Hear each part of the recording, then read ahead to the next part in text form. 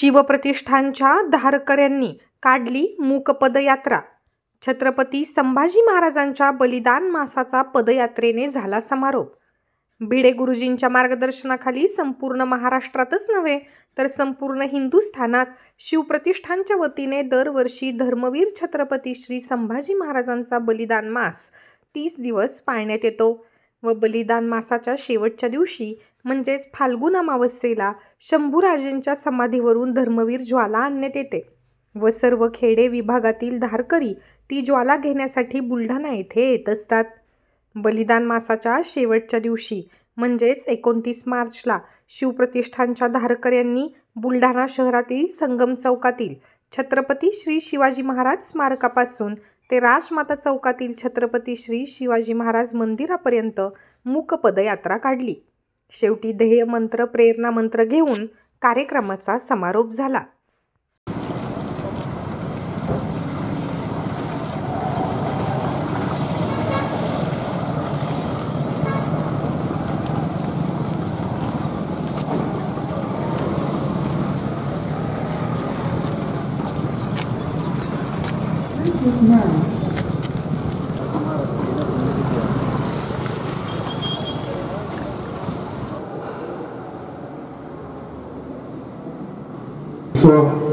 पुष्प हे आपण संभाजी महाराजांच्या चरणी अर्पण करणार आहोत।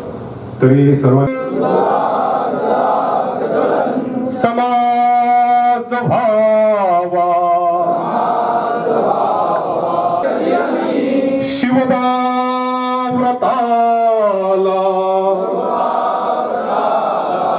सोडू कधी न कधी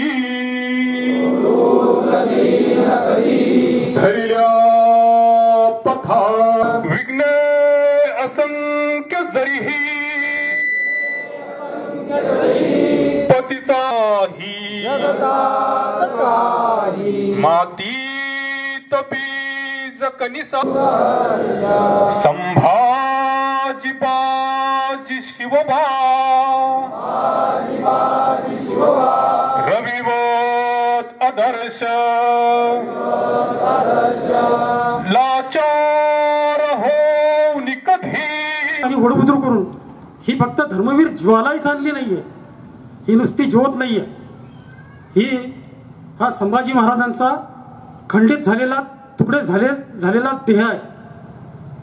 वडूच्या रानात भीमा आणि इंद्रायणीच्या संगमावर त्या निवडुंगात तो अस्ताव्यस्त झालेला देह, त्या देहाला आम्ही या ज्वालेच्या स्वरूपात पाहत असतो।